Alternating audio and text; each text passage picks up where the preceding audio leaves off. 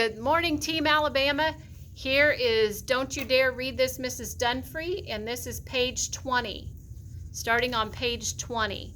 Go ahead and open it on your Chromebook. Be reading with me, please. And then have a second tab open where you are writing your facts and your questions and your vocab. Page 20, and we're going to start at September the 25th. Reminder, this is arranged in chronological or sequential order. That's the text structure or the way the author organized their writing. And then I want to ask you, what point of view is this told from, this story? And the clue is I. Okay? Goal, let's add 5 facts today. September the 25th. Don't read this, Mrs. Dunfree. I can't believe this happened. I still feel sick. Bud Turner asked me out. Bud Turner, who I know I never mentioned before because he is so gross that I don't even want to think about him. Bud Turner is my boss at the Burger Boy. I mean, he's old enough to be my father, but he still has more pimples than Robbie Richards, the guy everyone calls Clearasil Face, behind his back. And he's not that tall, but he must weigh 200 pounds. You can tell he's eaten way too many Burger Boys and the big Burger Boys in his lifetime. Bud is just the assistant manager, not the manager, but he acts like he's totally in charge. Last night it was just him and me working because he sent Charmaine Stewart home when things got real slow. And I was cleaning out the shake machine and Bud came up behind me. Tish, he says in this kind of sappy voice. I thought he was just going to tell me something else to do, like mop the floor or wait on a customer.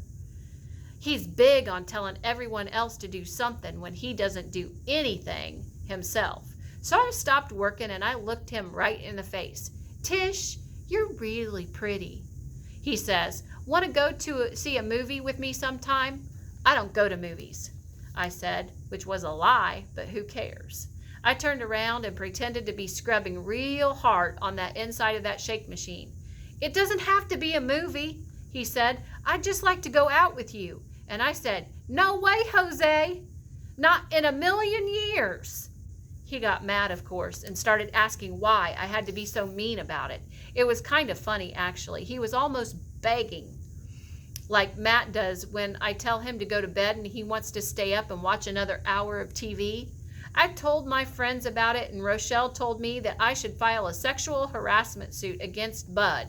Is it sexual harassment if your boss asks you out? Sandy laughed and said, I was being stupid, she said. I should have gone out with him. And then maybe I could get off work whenever I want. And maybe he'd make Charmaine clean out the bathroom all the time instead of me always doing it. Sandy said you should take advantage of the advantages you have. Except I'd rather clean out the bathrooms 1,000,000 times than to go out with Bud Turner, even once. Okay, let's put a couple facts down. What do we know now? Okay, I'm going to leave it up to you. You write a couple facts. Who asked her out? Did she decide to go? Why didn't she want to go out with him? Okay, maybe you can add some questions also. September the 28th, page 22. Pause it if you need to, if you're still writing. Don't read this, Mrs. Dunfree. I am so pissed. The work schedule for the next 2 weeks was posted today, and guess who got her hours cut back to 5 a week? Me. And guess whose job it is to make up the work schedule? That's right, Bud Turner's. I was so bad when I saw the schedule posted above our punch cards, I was shaking.